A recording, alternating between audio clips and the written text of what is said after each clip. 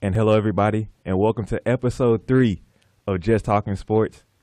And here on this afternoon, it is October 2nd at 4:42. We are stationed here at WAPX-FM Clarksville 91.9 and also YouTube's APSU-TV. I have two special guests with me here on this afternoon.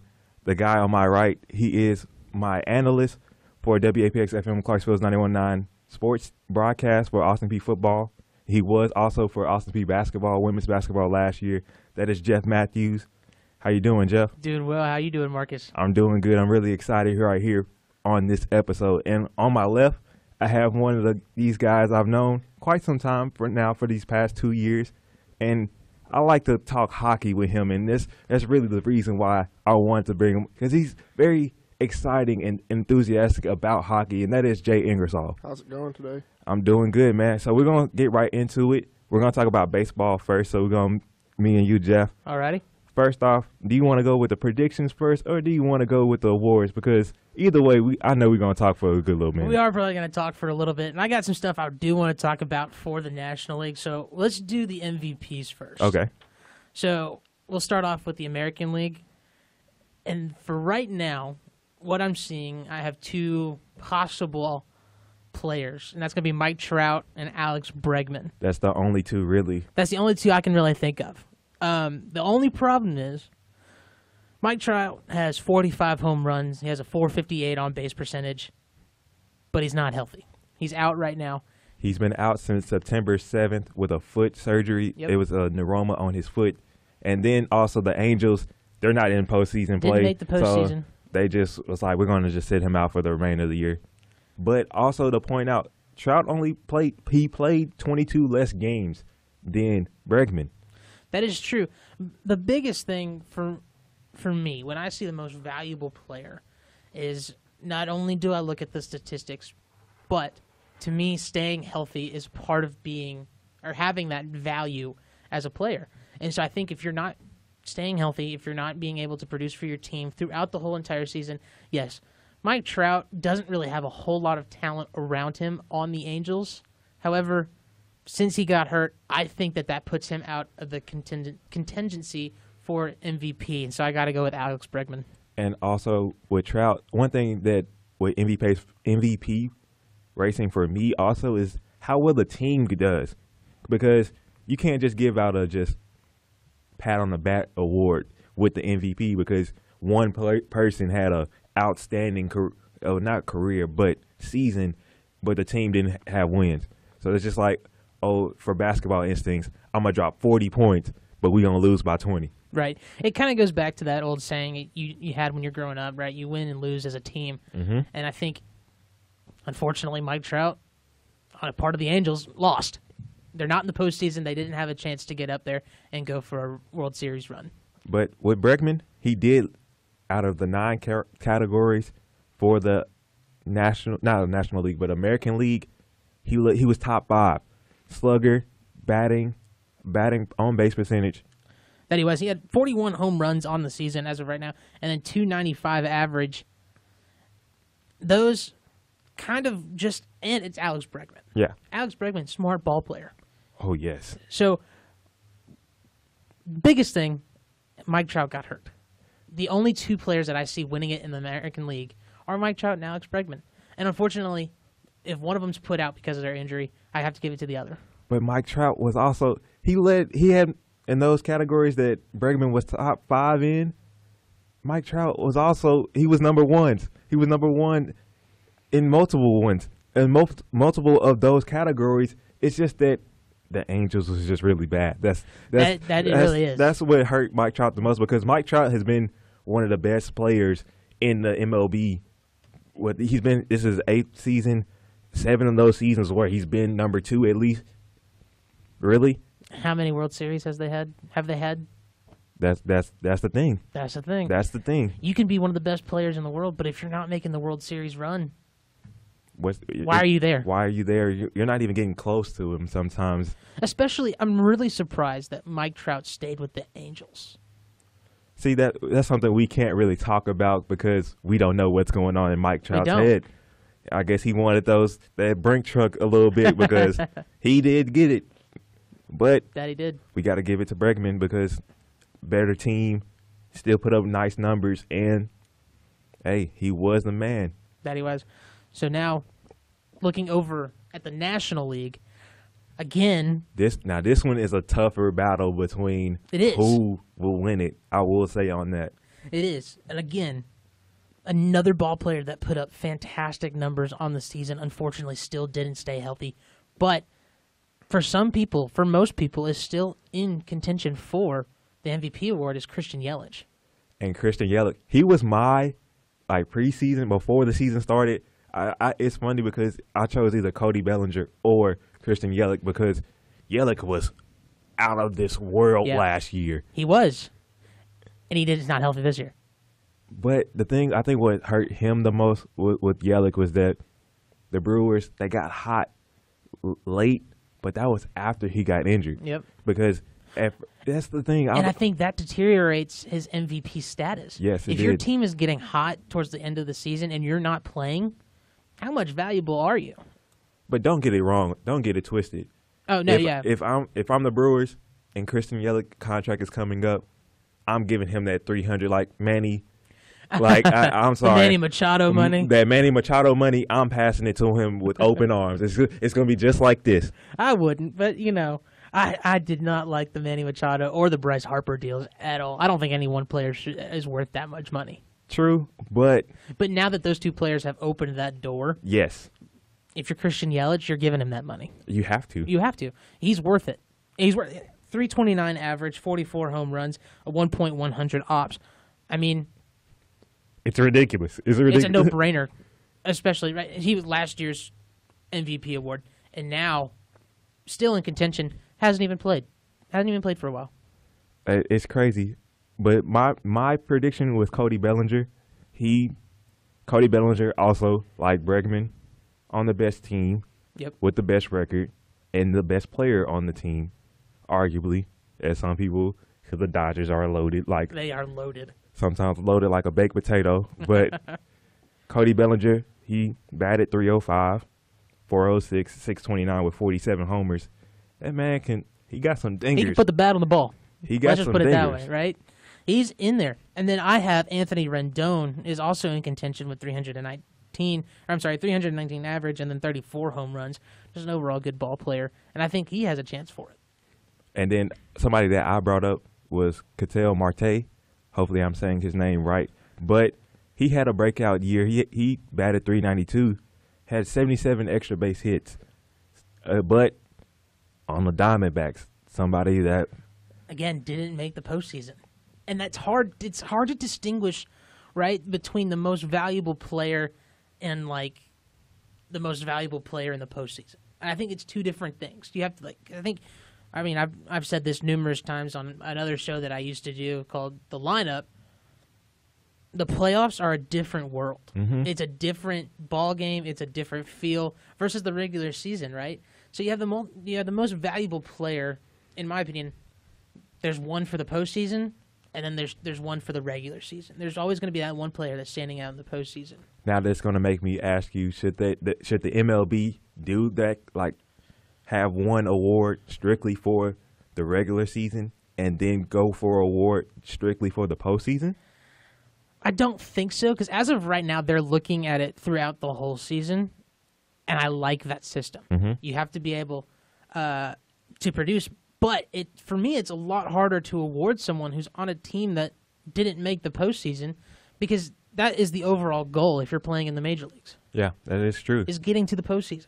So if your team's not in the postseason, but you have amazing numbers, I'd still struggle with giving you that MVP award.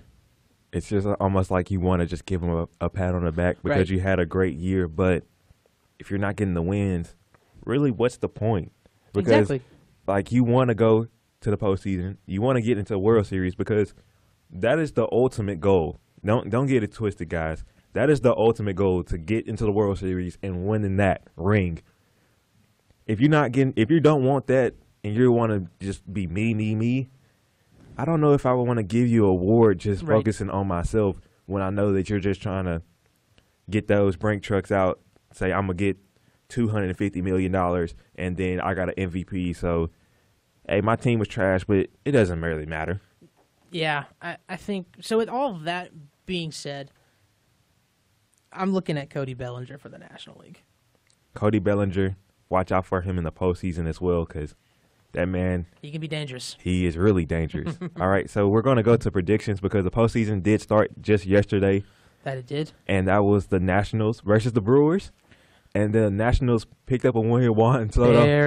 Barely. Juan Soto, who was 0 for 3 before this last at-bat in the 8th inning, had a 3-run. It was I call it an error. They might not put it as an error, but it was a single with an error because of the outfielder mishap and allowed 3 runs to come in. The crowd went crazy. He got tagged out after going to second base, but nobody really cared about it because he just brought in those 3 runs. Really what this did with the Nationals beating the Brewers, the inning score to that game was 3-4, and I give that win to the error right there. That really just solidifies who's going to be in the NLCS, the championship series, and because now the Nationals are going to be playing the Los Angeles Dodgers. And I got the Dodgers winning I have the Dodgers winning that one. I think every day of the week I will pick the Dodgers to win that game, that series. Unfortunate for the Nationals. I think the Nationals have a good ball team. They're just not there yet. They're still learning, and they're still kind of bringing people up. It's also hard when you're playing against the Atlanta Braves, who have been hot for the past 2 seasons. They have, the Ronald Acuñas, Mike Foltynewicz, all those guys. It's hard to play against those people who are on fire. But now going up against the Dodgers, I think the Nationals are just, unfortunately, just not ready. I think the same. I think it might go 4-1. Do you have the Nationals taking 1 game? No. I have a full sweep for the Dodgers against the Nationals. That's a fair bargain. Some people might not, but the Dodgers are just that good. But the Dodgers are just that good. And we're going to switch over to the other side because for the AL today at 7 o'clock, the Rays will be playing the Athletics. I know the Athletics is somewhat of a sleeper team for Jeff. They are. Look, I like the Athletics. I've always I've told you I do like the Atlanta Braves. My second team, I do like the Athletics, right? I think this is such a weird wild card game because both teams that are in the wild card are teams that have been good overall the past few seasons, just haven't been able to get there. Just getting over the hump to close out the deal. Tampa Bay especially. Tampa Bay, I feel like, has always come just so close to entering into the postseason or the wild card spot. And now, even tonight's game, I have the Athletics over Tampa Bay. I think it's going to be a close game. It's going to be a very close game. But I just think even though whoever wins, I think they're just going to get destroyed, really, by the Astros. Yeah, they will. It's another one of those, like we just talked about, Nationals versus the Dodgers. It's just another one. Whoever wins tonight and moves on to the Houston Astros, they've already solidified the Houston Astros to move on to the National League. I also have the Yankees. The American League. I also have the Yankees moving on. I think that was going to go. I think 5 or 6. I could see it going 5 or 6. I don't think it's going to be like a sweep or anything like that. I don't. I can see Cincinnati coming out and actually playing some good baseball. Again, it's going to be New York. And I'm expecting New York versus Houston to go to the World Series, and Houston's going to come out on top of that. And then the last NLDS matchup is going to be the Cardinals versus the Braves. As me and Jeff, we are somewhat Braves. Oh, Jeff is more of a Braves fan than me. Tomahawk chop, baby. They chop on sometimes, but right now I'm really worried with the Braves because this Cardinals team has been really hot, and the Braves have been on the slippery slope. It was very odd, right? So the Braves were very hot, I would say, beginning of season, 3/4 of the way in. Oh yeah. And then once they clinched their division, that's when they slowed down, and that kind of puts a little bit of worry if you're a fan on whether or not they're going to actually perform well in the playoffs. Last year was a huge upset for the Braves. Made it to the playoffs. It's been a while since they've been able to, and people actually felt confident in the Braves. It was fun to watch the Braves again. There was a long time where it was, I'll be honest, boring to watch the Braves play. There just wasn't any excitement on the field. And if you are a Braves fan, you just want 4 wins. That's right. That's one thing too. I don't know. Like, I feel like this might go 7. I don't know. I have it. I think I have it going 4. I think the Braves are that hungry. Yes, but I think sometimes with the Braves, it's wishy-washy. You can get a really good Braves team, yep, or it's not going to look so good. And then with the Cardinals, it seems like they've been consistent. That's the one thing that I've noticed with the Cardinals. They've been pretty consistent throughout this last, I'll say, month and a half. Right. Here's where I'm coming up with 4 games. I'll explain that real quick. The Braves came out and said their first 3 starting pitchers, and it's going to be Dallas Keuchel, Mike Foltynewicz, Mike Soroka. I don't think if you're the Braves, you could come up with a better starting 3. That is true. I think one thing I wouldn't mind seeing switched, Keuchel and Foltynewicz, maybe putting Keuchel at the second position, putting Folty at the first. Folty has been very hot recently. Dallas Keuchel, not really. One thing about Dallas Keuchel and the Braves, this is why they brought him on. Yes. Is because he has that postseason experience. He's been here before, and he's been able to perform. Good thing about Dallas Keuchel, doesn't allow a lot of runs.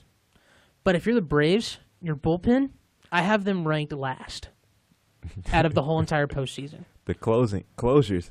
They don't have any. That's one thing why also I said it might go 7, because if you have an early lead in those first 4 innings and then blow it in the last 5, and not even the last 5, the last 2 innings, yep.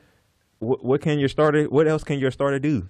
That's true. That was one thing for me when I look at the Braves, they have to get out in front early. Yes. Early. And having Keuchel, having Foltynewicz, and having Soroka starting, that gives them the opportunity to actually get out there and put runs on the board.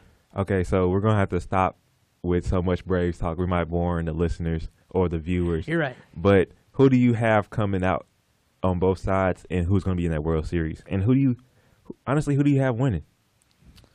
Who do I have winning the World Series? Yes, sir. Houston Astros over the Los Angeles Dodgers. I think I want to have 2017 rematch. Yes, I do have it as another rematch, but I don't know about the Dodgers bullpen to fully just say that they can go out and get a World Series. Right. That's why, and I have more faith in Houston's. So that's really why I'm leaning more on Houston. Houston has more veterans, I would say, or not even that. I think Los Angeles has a pretty veteran team as well, but Houston has a lot more experience in the postseason, and they've already been in that winning position of the World Series. So they already know what it's like to go to the World Series and win the World Series. So I think just looking at it at face value and looking at just little things in pitching and everything along those lines, I got to give it to the Astros. And Justin Verlander has been he's going to win the Cy Young Award. He's been crazy even more this year than in the past. It just seems like, but I'm going to have to go Houston. I think Houston in 6.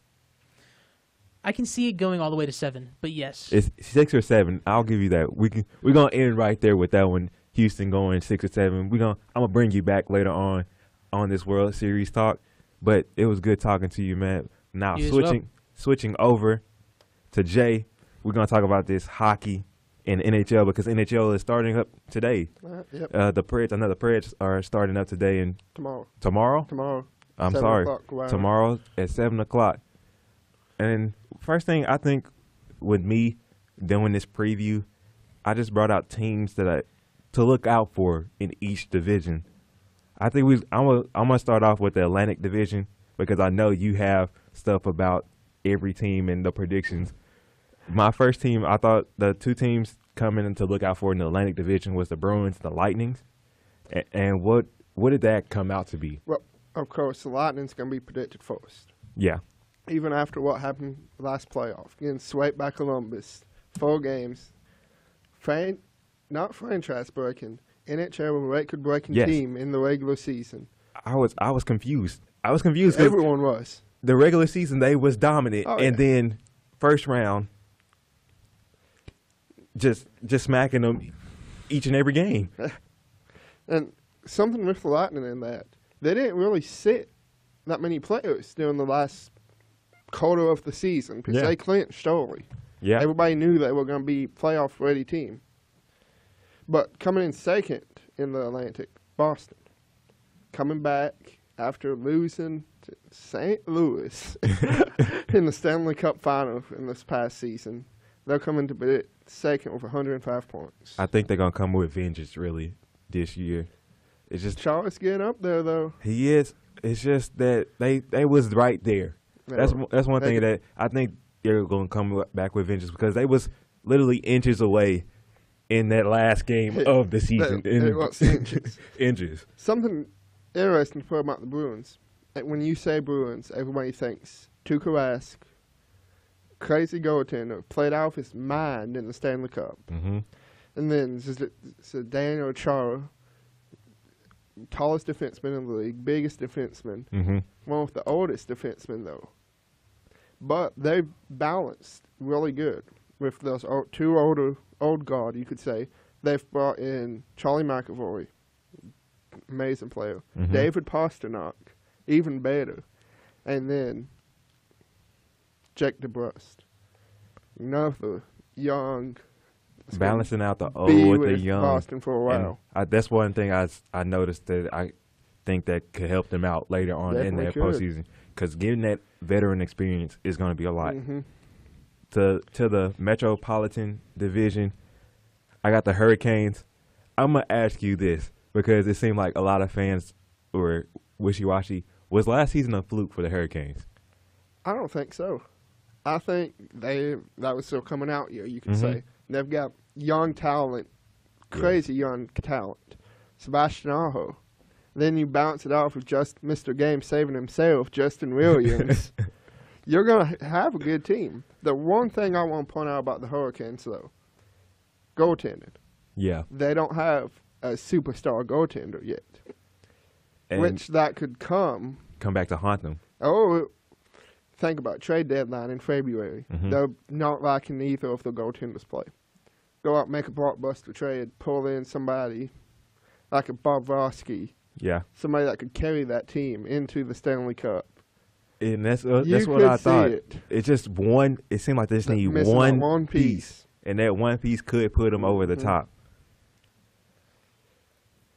One thing, the Devils, New Jersey.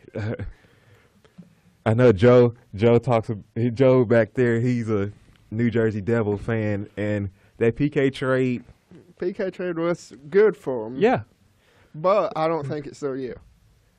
They had the first overall pick, Jack Hughes, amazing player. Even if he's not a 30-goal scorer, he's going to be there in assists. He's the center that you need. He's going to feed his wingers, which Taylor Hall, Mikko Heiskanen, they've got wingers. Yeah. Wayne Simmons acquired in the offseason, 1 year deal, who played on the Predators. Yeah, he did. Didn't produce on the Predators, but I think he has a better opportunity. Yeah, he plays a whole season with. Going to go through camp, plays a whole season with New Jersey. They could be the sleeper team, but I don't see it. Yes, because as you looked on it, it was about 37 wins. They'll put 37, 39, and 6. Not predicted over 500. That was last place in the division. That's what they're projecting. Yep, last place in the division. That one kind of shocked me because they have potential, but it might be untapped potential. Yeah. You've got young guys, Taylor Hall, stolen from Edmonton pretty much. But I think if not this year, which they probably won't re-sign Simmons, he's getting up there in age. Yeah. This probably will be his last year, which he's had an amazing career. Still hasn't got the cup, but amazing career, nevertheless. I could see next year being their year. I was thinking 1 to 2 years. You got to give Jack Hughes time, even though #1 overall pick. Previous picks, Connor McDavid #1, we see what he can do night in, night out.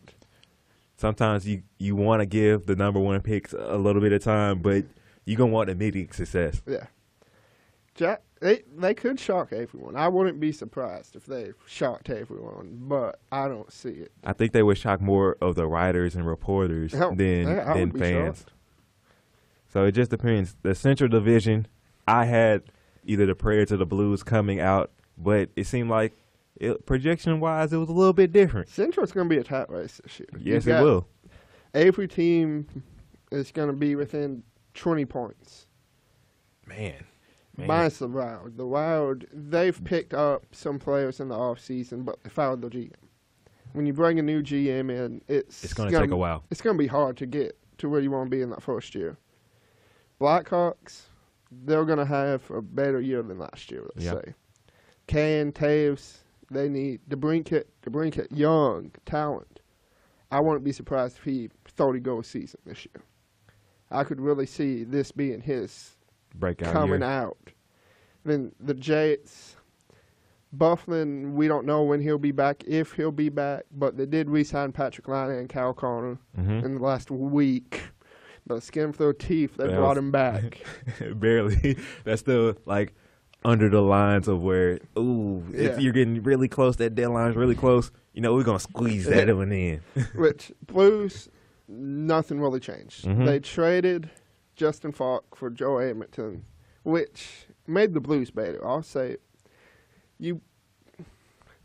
I could see them getting back, but with the playoffs, you got to have that level. I was going to ask you, will they be able to bounce back? Because in the NHL, it's really hard to go back into that Stanley Cup.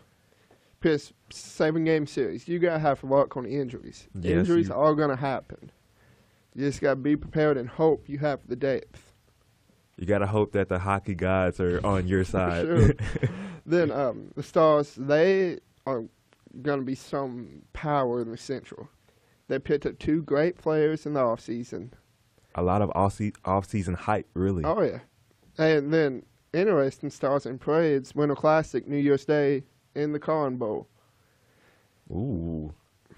Which will be the first outdoor game between those two teams. Either team, that's going to be their first outdoor game. Ever. But with the predictions, they have the Avalanche coming out to win the Central. That one kind of shocked me. That one it's shocking. They're good. Don't get me wrong. They're really good, but they kind of shocked me because, like I said, as you said, it was a lot of teams that was really close. So every team in the Central could win it. Exactly. I don't see Minnesota winning it. Yeah, no.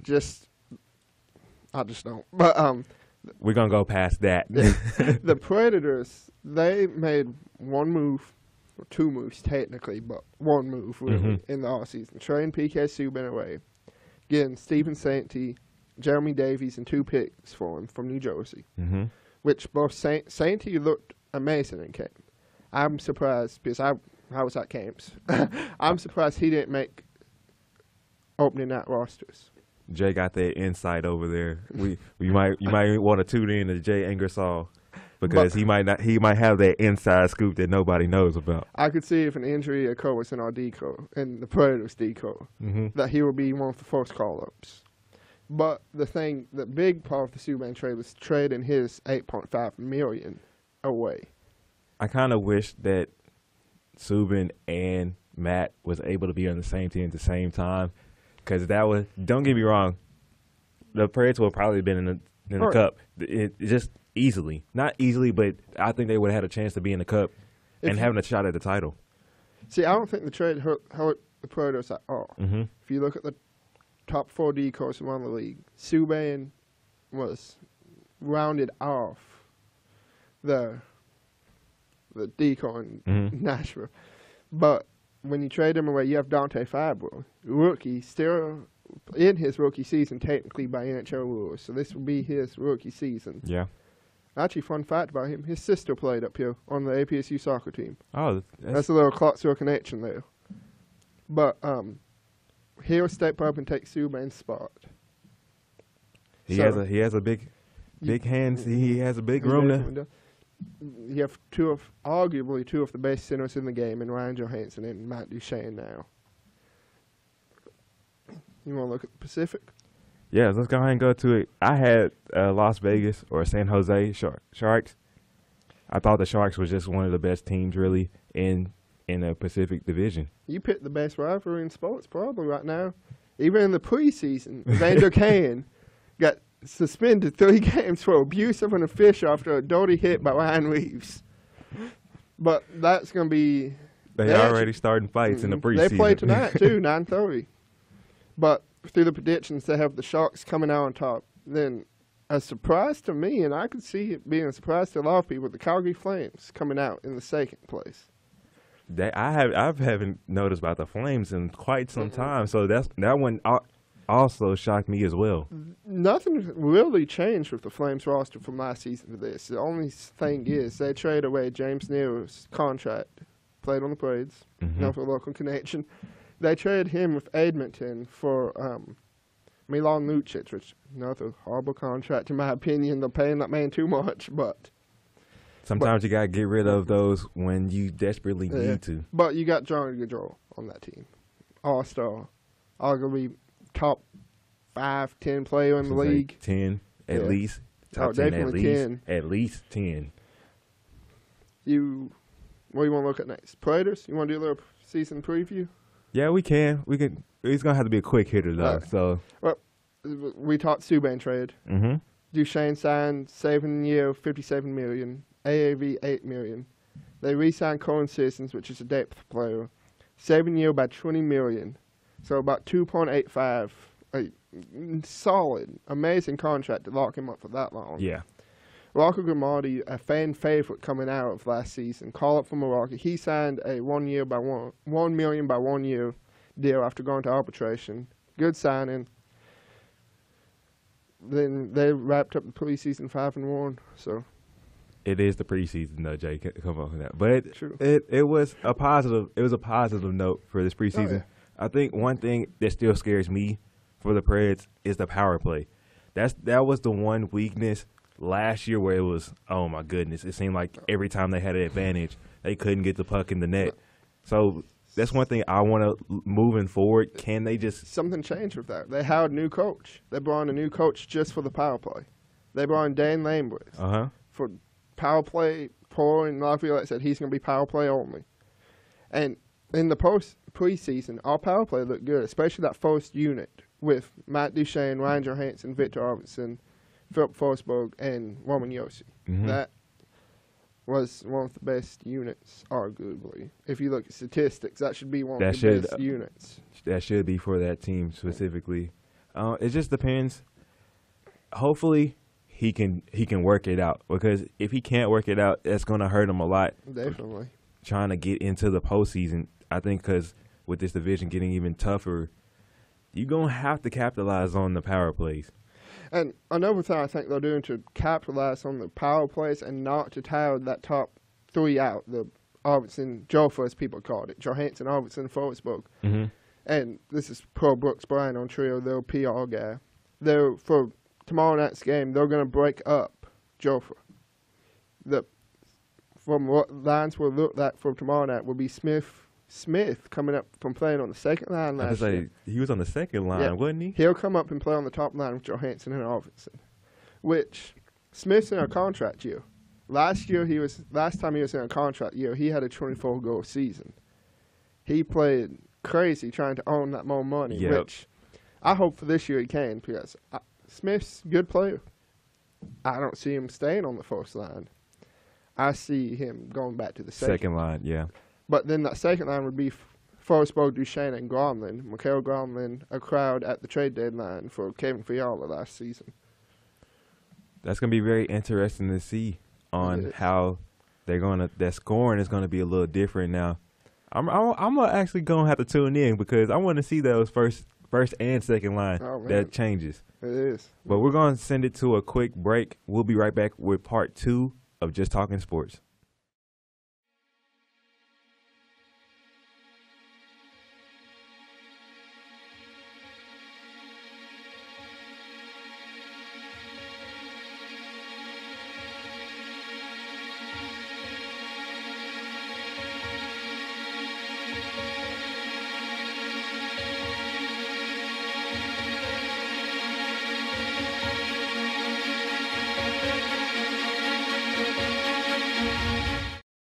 welcome back to the second part of our show of episode 3 of Just Talking Sports.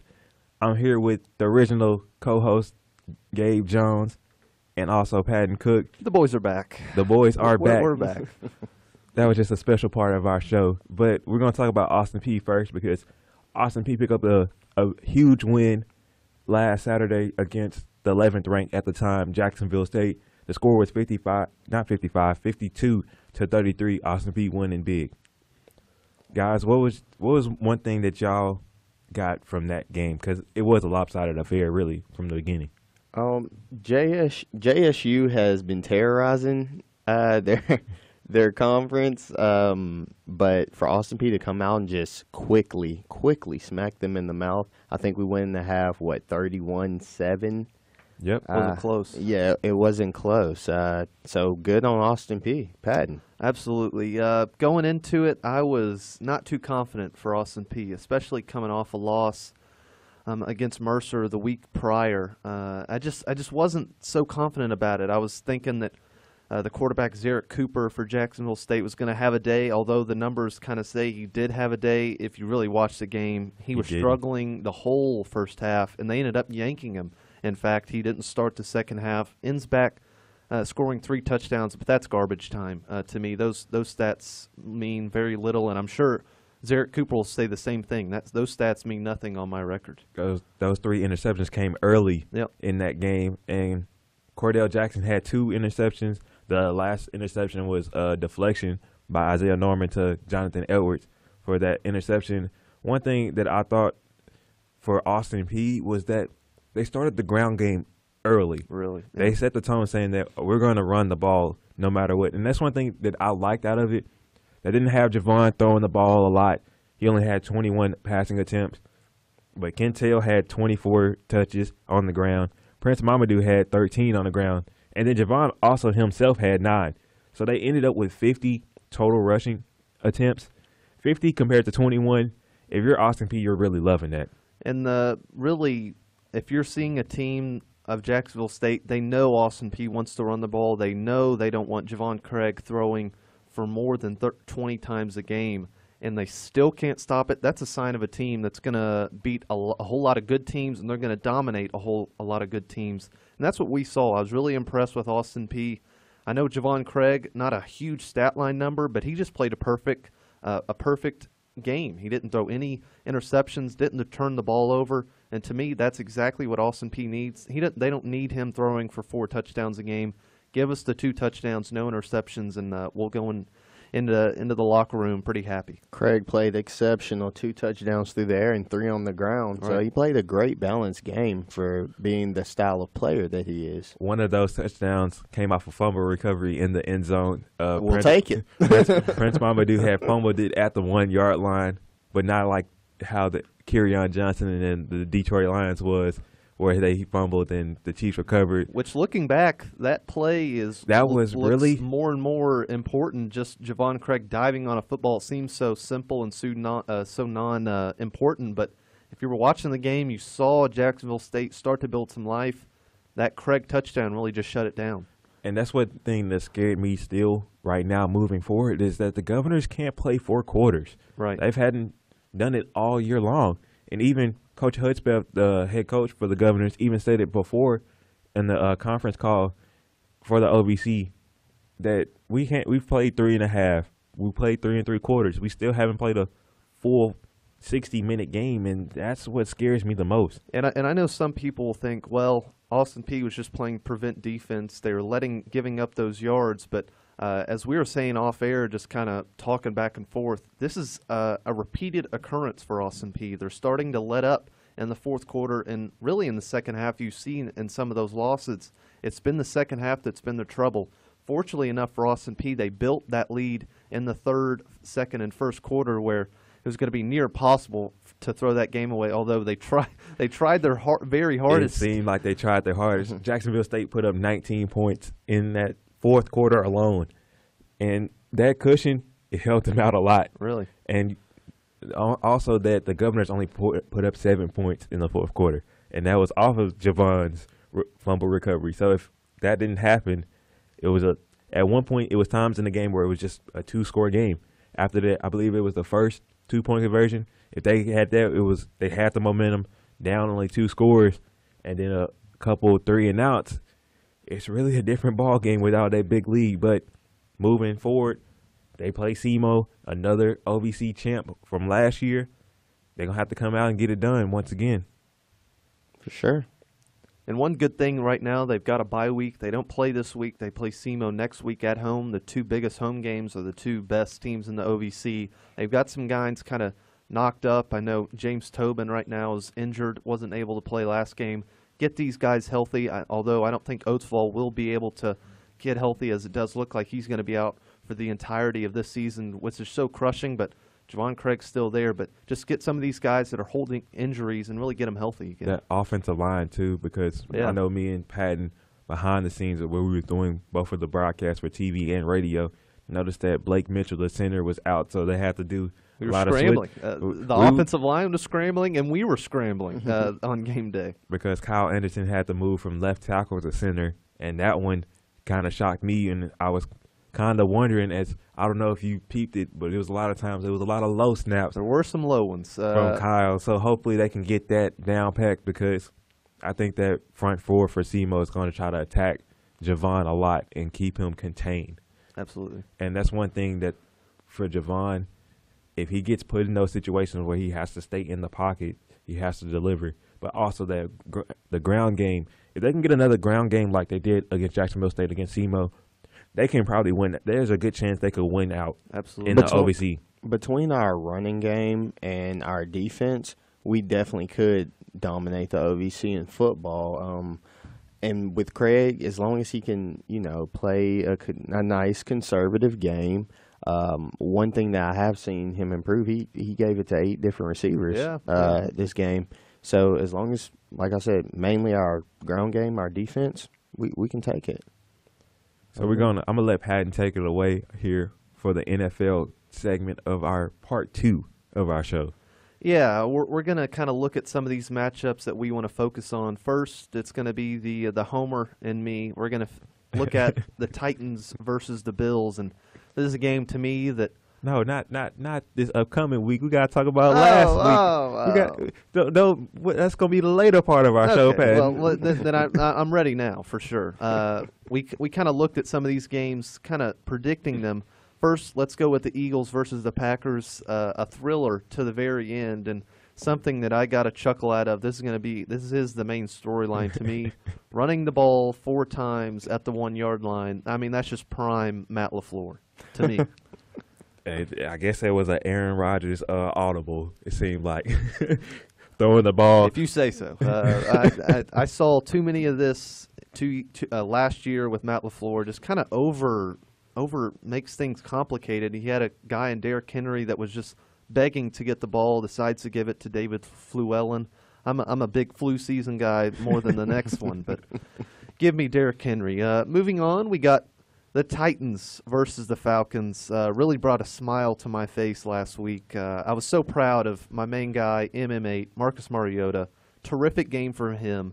No interceptions, 3 touchdowns, and a coming out party for A.J. Brown, 2 huge touchdowns. Huge. He played great for them against the Falcons, so I think he has some talent. And honestly, 2 points to make. One, I think I heard a stat that Mariota is the only quarterback with no interceptions. Only starting quarterback. Wow. And everybody is bashing him, saying Mariota needs to go. He hasn't had an interception this whole season.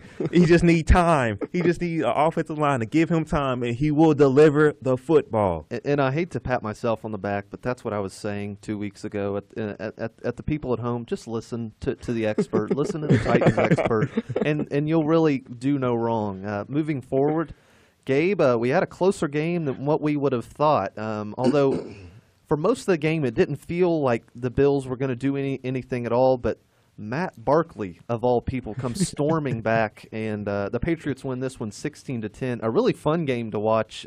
Maybe not for you. You were kind of texting us. I can just see this game going horrible, but they ended up pulling it out, a 4-0 Patriots team. Well, I'm trying to find the text messages that I had. All right, so game starts out. I think we scored pretty much immediately. Right. I was like, I'm turning this off. We had like a pick six. I'm pretty sure we scored. But, yeah. And I was like, I'm turning this off. I start watching other games, and then I noticed that, like, we're not scoring. So I go back to the Bills game. I'm like, what is going on?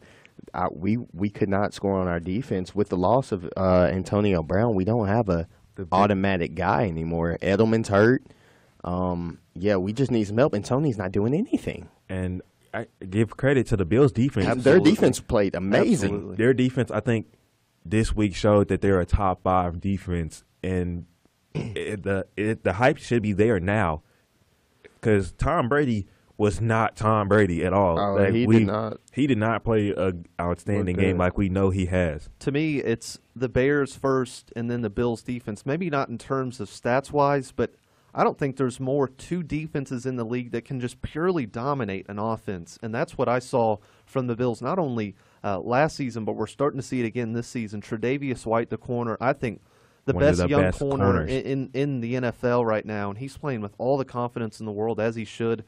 He'll be coming up against a couple tough receivers this upcoming week. But next game, we got the Chiefs versus the Lions. Chiefs ended up winning this one, but not a perfect Patrick Mahomes game, but still it was enough, which is even more scarier for teams. Patrick Mahomes did not throw a touchdown in this game. That is probably the most surprising stat. He went like 12 or 13 games where he threw for multiple touchdowns. Like 3. I think 3. I think it was 3. He went like 12 to 14 games with throwing 3 touchdowns every game until last Sunday. And I was just like, but the way that they played is going to give them even more encouragement for later on in their postseason, because you saw that Kelsey, now that supposedly that Tyreek Hill is going to be coming back. And then you got LaShawn McCoy. Even though Damian Williams is banged up, they still got Darrell Williams. So that running game. And then you still got Patrick Mahomes being Patrick Mahomes. It's going to be very tough to beat those guys. I think the only demise is literally going to be the defense. Yeah. I have a question. How do we feel about Matthew Stafford? I think he's middle of the road, and I don't think there's necessarily anything wrong with that. I think we've seen teams like the Eagles win Super Bowls with a middle-of-the-road type quarterback. You saw it with Nick Foles. Matthew Stafford, I think, is just fine. I think they're going to be right now, I think they're either second or first in their division, right behind some of these other teams. So I think Matthew Stafford's going to be just fine. I think if they can get that defense to where they want it to be, Matt Patricia coming over from the Patriots, I think he could be a real tool for this Lions team. I think what hurt them most was that first game tie against Arizona, because if they could have pulled off a win and not let Kyler Murray come back from down 18 points, they would be undefeated still. They would be undefeated. And I think Matthew Stafford is really still a good quarterback. My question is, how are rate quarterbacks? We got our legends, the Brady's, the Brees, the Rodgers. Patrick Mahomes, really amazing. He's amazing. And then you have like overpaid guys like Goff and Cousins. I think he's right there. I think he's no worse than what Goff or Cousins is. Yes, I think he's right there with them. I think you throw Lamar Jackson in there, although he's not overpaid. I think he's just as good as some of these guys. So to me, and that bottom of the tier, not the Rodgers, not the Brees, not the Bradys or Mahomes, but just the tier below, which I think an NFL team can win with. Because I think tier 1 is those Mahomes, Brady, Brees. Yeah. Tier 2, I think he's right there in that mix. Because you got the tier 3s. I think tier 2s is like Carson Wentz, Deshaun Watson, those guys who's up and coming but still really good. You might can throw Jared Goff in that tier 2. Some people might put him. Gabe saying no, saying he should be in the tier 3. But I think Matthew Stafford is still a good quarterback. Kirk Cousins, I don't know if he's in that tier 2. He might be the worst starting quarterback. He shouldn't be anymore. I think he's starting to lose that. Last year, he still had a great year. I think he had 28 touchdowns, but the team-wise wasn't doing very well. But right now, he's just making mistakes. I know we're going to talk about that a little later. because I know Adam Thielen, he got on his quarterback a little Yeah. bit. It was funny to me because it seemed like it was just a gut punch to Kirk Cousins. But he's right, though. If your running game isn't working, you're going to have to throw the football, and you're going to have to deliver. So hopefully it puts a little pep in his step so he can go and get it done. Absolutely. Next game, we're going to have the Browns versus the Ravens. Browns ending up pulling this one off. I wasn't so Nick, sure that this was going to happen. Chubb, Nick, We were banging Chubb, on this table since the Nick, beginning. Chubb. Yes. Since episode 1, I've been saying give him the You're ball. right. Yes. And he got the ball, and against the Ravens, we thought was a good defense, he torched them. 40 points on that Ravens defense is shocking to me. And it all started, as you said, with Nick Chubb. And to me, I think Baker played a really complete game. He didn't really make throws that he shouldn't be, which is what we were seeing in weeks past. He was forcing stuff. He's trying to get his team back into it. Only one touchdown for Baker, but Jarvis Landry came out with a really good game, 167 yards receiving. I know he's kind of getting lost in this Odell talk, but to me, he's just as important for that offense. He might not be there next week, though, because he did have that concussion. True. And we'll see how that affects. Luckily, they've got another LSU guy to come in with Odell, but a really great game and puts the Browns right back to where they are. They beat some lower-end teams, but that win right there puts them on the map. They still are 2-2, so they might not have had the best September, but they're still in the mix to win the division. Yeah. Our next and final game, it's going to be the Saints versus the Cowboys. Not a offensive showing, so to say, but At all. a really kind of good game to me. I like watching defenses just kind of control the game, play the field position, and that's exactly what the Saints did. Teddy Bridgewater did just enough, and Alvin Kamara with another good game, 69 yards rushing. But it's just that Saints team to me is starting to look a little more and more dangerous because they're finding ways to win. Now that I think about it, I should have picked the home dogs last week. I knew it. But Teddy Bridgewater, did you guys know that was the first ever time where they did, under the Drew Brees, Sean Payton era, that they didn't throw a touchdown and won the game? Wow. And usually I had that's no idea. because they're having to put up 30 points because that defense isn't what it is now. Right now they've got a really top 10 defense. Cam That front Jordan, four Marshawn Lattimore, and Davenport, a guy who traded up for a couple years ago. That's a defense that is as good as any, and that's scary. And that front four, they're one of the few teams where all the front four is first rounders. Yeah. Wow. And it was really good. I feel like the Cowboys could have done better, even though that Zeke couldn't get anything because that front four presence was there no matter what. That front seven was there.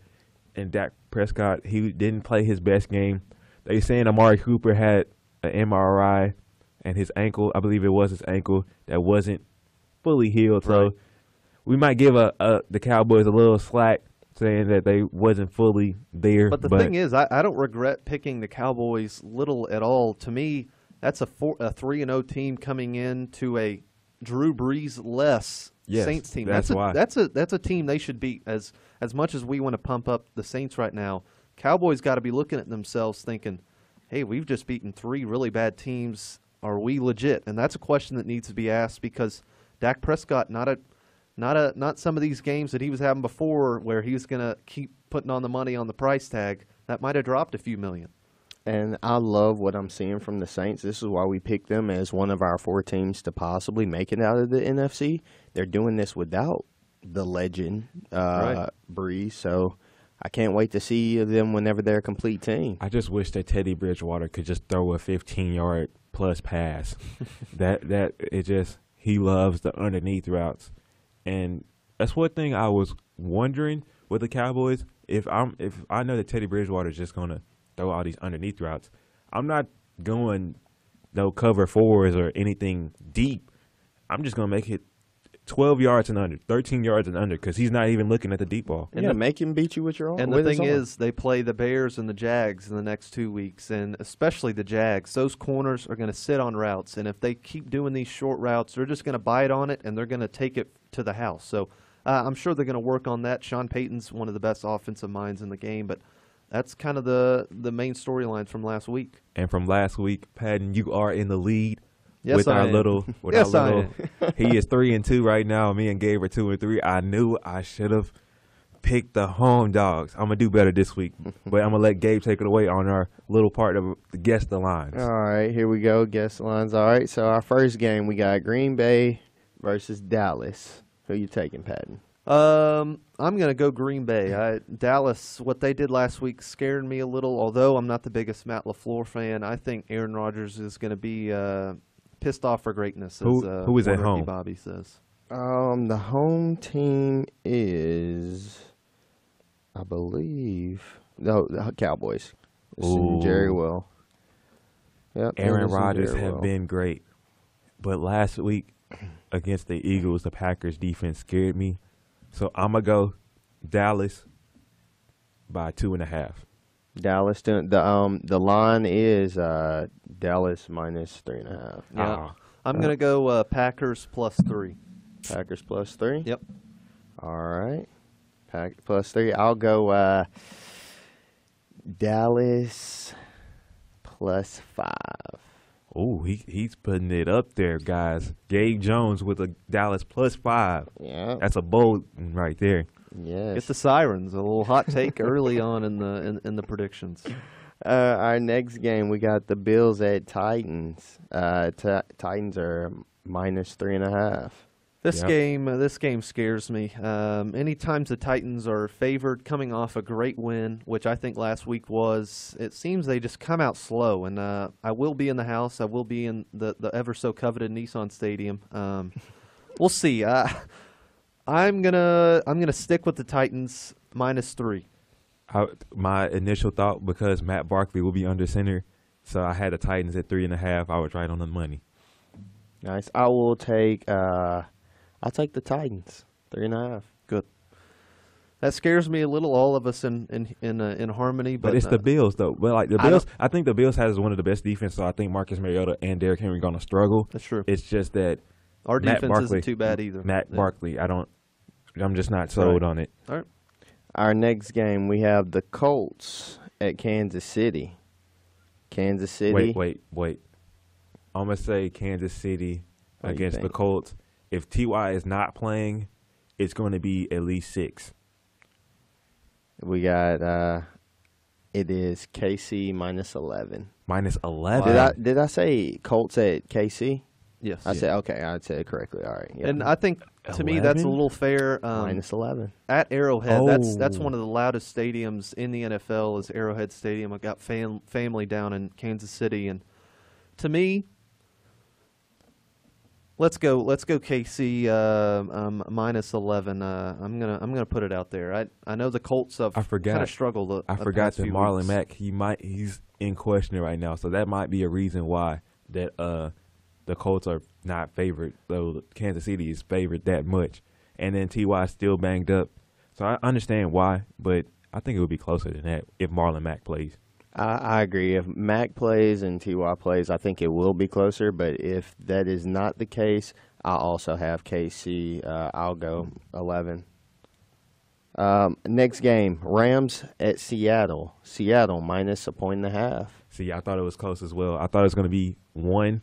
Is Seattle at home? Mm-hmm. Yep, I was going to go with the home dog with 1.5. Last week, Seattle didn't play too well. Kind of fought back into it, but not ended up winning. Oh, someone else go. I don't know. I don't know what I want. Jared Goff. Last week it was not good for me, so that's why 3 interceptions against Tampa Bay. They dropped 50. Tampa Bay dropped 50 on the Rams. I completely forgot about that, but crazy game. Yeah. And did y'all know that Jared Goff had the 3rd most pass attempts ever in an NFL game? Really? 68 passing attempts. Really? 3rd most. Sean McVay is going to put that in his history books. That he was just begging for that award. I agree with you. Let's go. Is it at Seattle? It is. Let's go with Seattle. 1.5. Seattle 1.5. I'll go Rams 1. Okay. And our last game, we got Cleveland at San Francisco. Ooh, wait. Ooh. It's a Monday night game. Where would it be at? It's at San Francisco, at San Fran. Oh. do I want to go with San Francisco at home? I'm jumping on the Browns hype. I know I bashed them last week. I need Browns fans back on my bandwagon. Let's go Browns. It's going to be a tough game. Right now, I believe 49ers are undefeated. I haven't played a whole lot of good teams, but I like Baker Mayfield. They kind of discovered just how good you guys were saying Nick Chubb is. Give me the Browns. I want to say the Browns will win the game. I think the Browns might win the game, but I'm going to say San Francisco is favored by 2.5. San Francisco is favored by 3.5. Yeah, give me Browns plus 3. Marcus? Well, that will be all of part 2 and the remainder of our show on Just Talking Sports. We are here at WAPX-FM Clarksville's 91.9. It is 5:50 p.m. on October 2nd. Also, can't forget about our technical director, Joe Palmer, in the back. Gabe Jones. Yeah. Patton Cook. Hey, man, we out.